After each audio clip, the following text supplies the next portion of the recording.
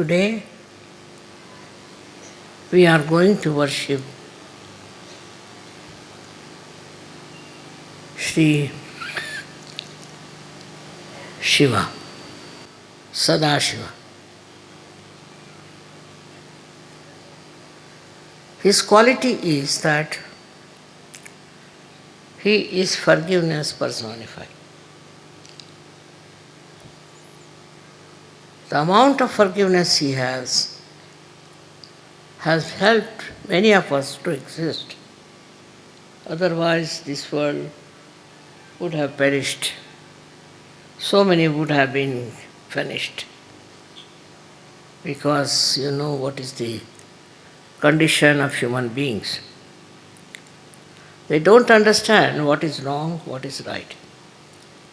Apart from that, they cannot forgive. They go on making mistakes, doesn't matter. But they cannot forgive others. This is what we have to learn from Sri Sadashiva.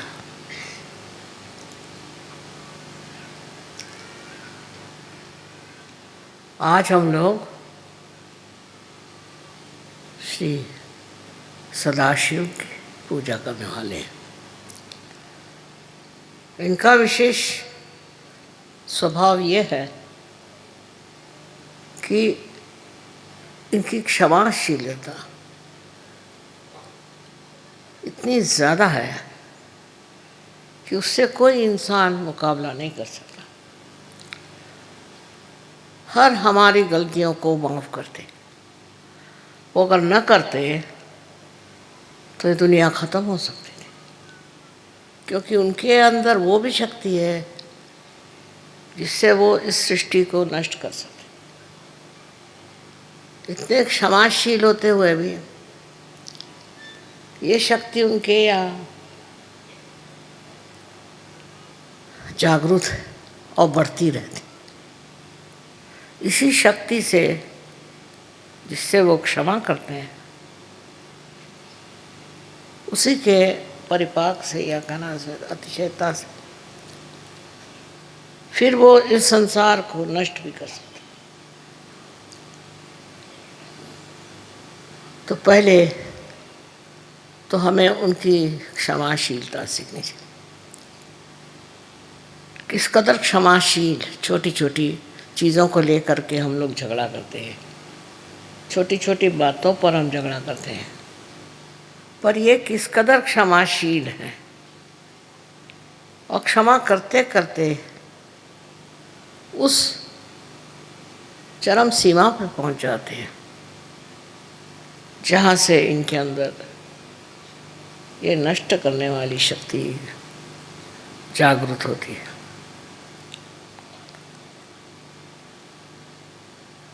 इसी से वो अपने को नष्ट भी कर सकते, इस सारे ब्रह्मांड को नष्ट कर सकते। जो भी कुछ सृष्टि बनाई गई वो सारी नष्ट हो सकती। इसलिए हम लोगों को याद रखना चाहिए कि अगर हम क्षमा करना नहीं सीखेंगे, अगर हमारे अंदर क्षमाशीलता नहीं आएगी, तो हमारे अंदर एक दिन बहुत ज़्यादा नष्ट करने की शक्ति आ जाएगी। हम ही लोग अपने ही लोगों को नष्ट करेंगे। इसलिए हर समय दक्ष रहना चाहिए, पता लगाना चाहिए, नज़र रखनी चाहिए कि हम बेकार में तो लोगों पे नाराज़ नहीं होते, बेकार में हम दूसरों के साथ दुष्टता तो नहीं करते। किसी भी हालत में आपको अधिकार नहीं कि आप किसी पर नाराज़ हो। जब शिव नहीं होते तो आप क्यों होते? लेकिन इंसान बहुत ज़्यादा नाराज़ होता है। इतने तो कोई जानवर भी नहीं होते। कोई वजह ना हो तो जानवर कुछ नहीं करता। इसी प्रकार जब हम छोटी छोटी बातों पर बिगड़ते हैं तो याद रखना चाहिए कि एक शक्ति है शिव की, वो भी हमारे अंदर कार्यान्वित है, और वो यही है कि हम जब दूसरों पे बात बात में बिगड़ते हैं, बात बात में नाराज़ होते हैं, उनकी कोई चीज़ हम क्षमा नहीं कर सकते, तो फिर ऐसे इंसान क्या कहाँ पहुँच सकते हैं। जहाँ जहाँ बड़े युद्ध हुए हैं, जहाँ जहाँ बड़ी आफतें आई, वहाँ पर यही कारण रहा है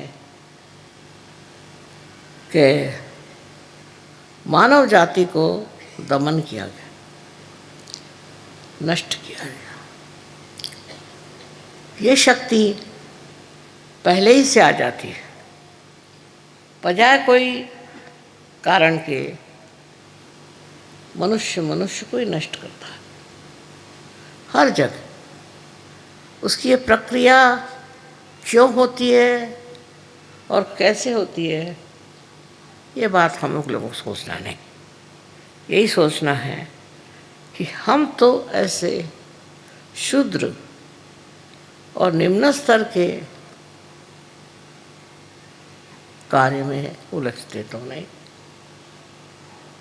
अपने जीवन में हम जितने शांत रहें, शांतिपूर्वक हर एक चीज़ का हल निकालें, उतने ही हमारे भी जीवन में शांति फैल सकती, हमारा भी जीवन शांतिमय हो सकता। किंतु प्रश्न ये है कि मनुष्य अपने ऊपर ही कोई ताबा नहीं रख सकता, अपने को कंट्रोल नहीं कर सकता। उसका स्वभाव ही ऐसा होता है कि उसमें बहकता जाता है और उसमें वो संतोष करता है कि मैंने बड़ी अच्छी सबको सज़ा दी, सब पे मैं बिगड़ा, सबसे मैं नाराज़ हो गया। यहाँ तक कि अनेक देशों में ये प्रश्न है, एक देश दूसरे देश से चिढ़ गया या एक ही आदमी चिढ़ता है तो सारे उस देश के लोग लग गए, उद्धार के लिए कोई नहीं मिलेगा, उद्धार के लिए कोई देश के लोग नहीं मिलेंगे, सिर्फ मारने पीटने के लिए और बिगड़ने के लिए फौरन लोग खड़े हो जाएंगे। ये सबसे बड़ी कमाल है। अगर किसी से कहो कि हमें यहाँ उद्धार करना है, वो कहे अच्छा आप करिए, हम देखते रहें। पर वही अगर कोई आदमी हाथ में कोई आयुध लेके दौड़े तो उसको कहेंगे भाई हमें भी, तो हम भी मारेंगे। ये मनुष्य की तबीयत समझ में नहीं आती। किसी को मारने पीटने में और किसी को तंग करने में और किसी पे गुस्सा करने में मनुष्य को इस कदर क्या सुख मिलता है। पर अब देख लीजिए, रास्ते पे जाते जाते देखा कि एकदम भीड़ लग गई, क्या हुआ, कुछ झगड़ा हो गया, तो आप वहाँ क्या कर रहे हैं? कोई तो कहेंगे हम भी उसमें शामिल हैं और कोई तो कहेंगे कि हम देख रहे हैं। ये हमारे अंदर जो एक प्रकृति में अजीब सी चीज़ आई हुई है, ये हमारे अंदर से निकालने वाला एक ही है, वो है शिव शंकर। इनकी आराधना से, इनको पूजने से और इनको मानने से, हृदय से मनुष्य का उस क्रोध, गुस्सा नष्ट हो जाता है। आश्चर्य की बात है कि कृष्ण ने भी सबसे बड़ा दोष मनुष्य का क्रोधात भी जाए थे। क्रोध के साथ में ये सब चीज़ें जागृत होती है। अपने यहाँ तो लोग बड़े गर्व से कहेंगे मुझे बड़ा गुस्सा आया उस पर, मैं बहुत नाराज़ हो गया उस पर। इसमें कोई मनुष्यता मुझे तो दिखाई नहीं देती। पर ये बड़ी साधारण सी बात है कि गुस्सा हो जाना, छोटी छोटी बात पर कोई न कोई बहाने ढूंढ के और गुस्सा हो जाना। फिर जब ये सामूहिक हो जाता है गुस्सा, उस सामूहिक गुस्से से बड़ी बहुत सारी बातें हो जाती हैं, युद्ध हो जाते हैं, बहुत सारे घर मिट जाते हैं, बहुत सारी कुटुंब व्यवस्था खत्म हो जाती है। दिन पे दिन मैं देखती हूँ कि बजाय इसके कि मनुष्य का गुस्सा कम हो जाए, वो बढ़ता ही जा रहा है। और बड़े गर्व से कहेंगे कि हमें तो बड़ा गुस्सा है, हम तो बड़े गुस्से वाले हैं। I know you want me to speak in English language only, but people who don't know English are outnumbering you. What I am trying to say, that it's very important to understand when you are worshipping Sri Shiva Shankar, that he is the complete embodiment of forgiveness. He forgives. He forgives everything very sweetly, as one would forgive one's own children. He forgives. He doesn't get angry. He's not that easily perturbed. Also, we have certain amount of prejudices. For example, a woman in India, if she speaks, then people don't like it. A woman should not speak, a man can speak. And a woman can never beat. A woman can never beat a man, even if the man kills the wife. That is the criteria of a good wife in India, or a good woman. So you can imagine how men are getting towards their discretion. All this kind of concession that is given is very dangerous. It's the destructive of the whole community. Same I have seen abroad. There are people who go on beating their wives, killing their wives, I don't know, all kinds of things.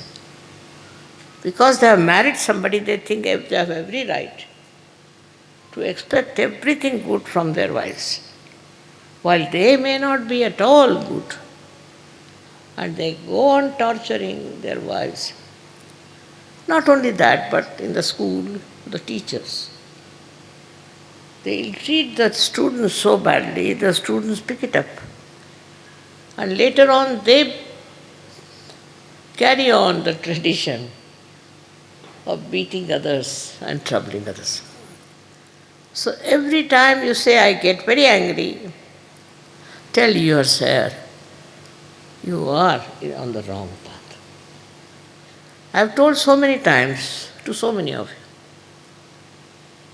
that to boast of your anger is the worst thing, because it is like boasting about your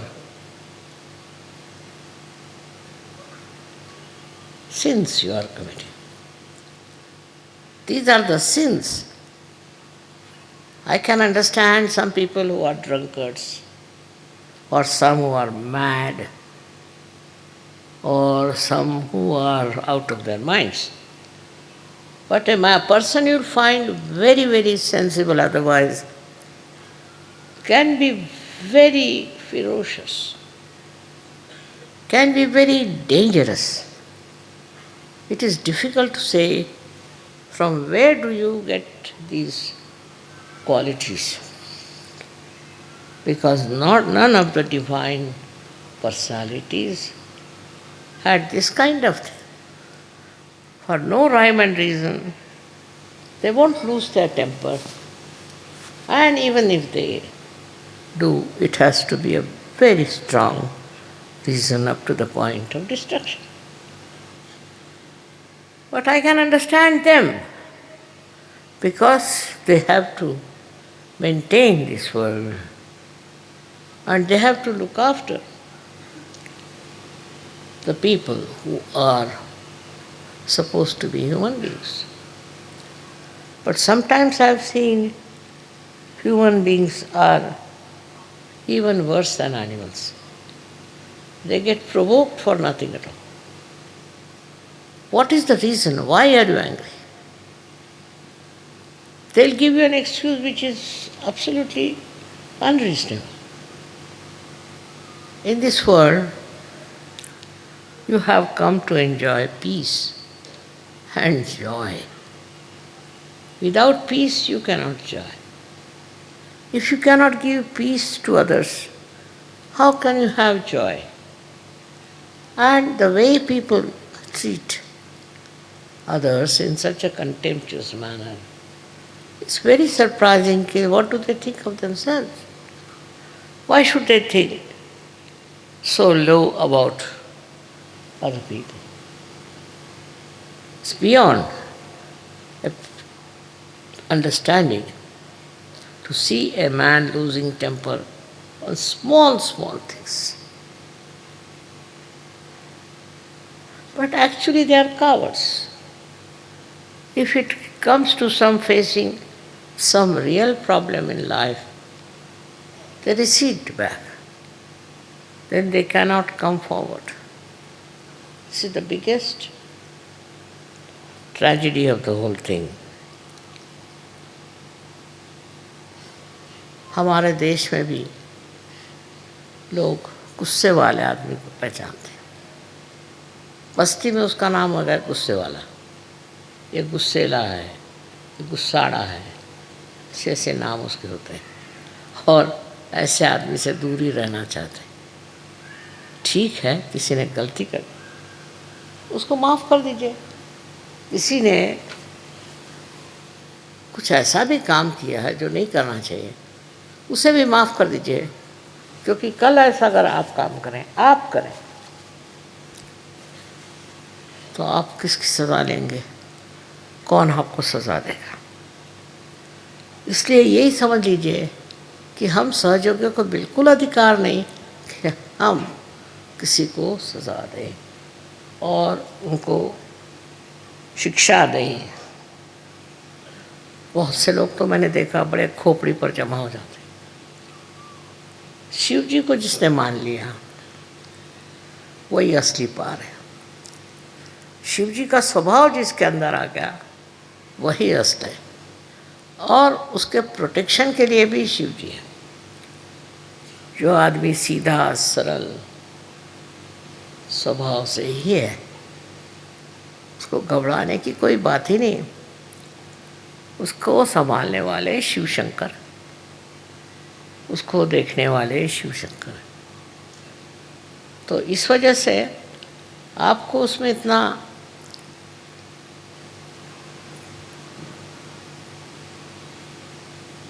प्रश्न क्या है? क्यों आप किसी से नाराज़ होते हैं? अजीब अजीब बातें हैं। कोई साहब कहने लगे कि साहब मैं तो बहुत नाराज़ हुई इस आदमी से। मैंने कहा क्या हुआ भाई? कह ले इन्होंने हमारे बाप का सब पैसा ले लिया और हमको कुछ नहीं मिला। तो मैंने ये तो आपके बाप का देखना था, आपको पैसा ले लिया तो ले लिया, आप क्यों भी कर रहे हो? कहना इसने कहना चाहिए था किसको कि हमारा पैसा आप दे दीजिए। आप दे देते, आप ऐसा काम करते क्या? फिर आप क्यों चाहते हैं कि वो दूसरा आदमी जो है वो कह दे कि इसको इतना का पैसा दे दीजिए? सारी अच्छाई आप दूसरों से उम्मीद रखते हैं, सारी बुराई जो है उसको आप माफ़ ही नहीं कर सकते। और जो कोई करता है तो उसके लिए आप सोचते हैं कि इसका तो सर्वनाश होना चाहिए। जब तक मनुष्य पार नहीं होता तब तक वो ये भी नहीं देख सकता कि वो क्या है अंदर, इंसान है कि जानवर है, ये भी नहीं समझ सकता। मैं कहूँगी कि जानवर भी बेकार में कभी नाराज़ नहीं होता, अनलेस उसको छेड़े नहीं, वो बेकार में उबलते नहीं रहते। उसमें शिव जी का अंग काफ़ी, पर मनुष्य में, कोई कोई मनुष्य में तो ये पूरी तरह से नष्ट हो चुका। वो तो सोचते हैं कि हजारों लोगों को नष्ट करने का हमको अधिकार है। एक वो हिटलर साहब हो गए, उन्होंने न जाने कितने लोगों को मार डाला, वो एक छोटा सा बच्चा तो नहीं पैदा कर सके और इतने लोगों को उन्होंने मार डाला। क्या सोच करके, अपने को वो क्या सोचते थे? और उन जिन लोगों को मारा है उनकी फैमिलीज नष्ट हो गई, उनको माने सारे देश खराब हो गए, तो वो अपने को क्या समझते थे लाट साहब? इस प्रकार के दो चार तो निकलते ही हैं, पर आपको तो इनका उदाहरण नहीं लेना चाहिए। आपके लिए ठीक है, आप सहयोगी हैं, इसलिए आपको क्षमा करना चाहिए। बड़े तबीयत के जो लोग होते हैं वो क्षमा कर देते हैं, क्योंकि क्षमाशीलता बहुत ज़बरदस्त होती है। और यही बात है हमारे शिव शंकर की, इसीलिए उनको सबसे ऊंचा भगवान मानते।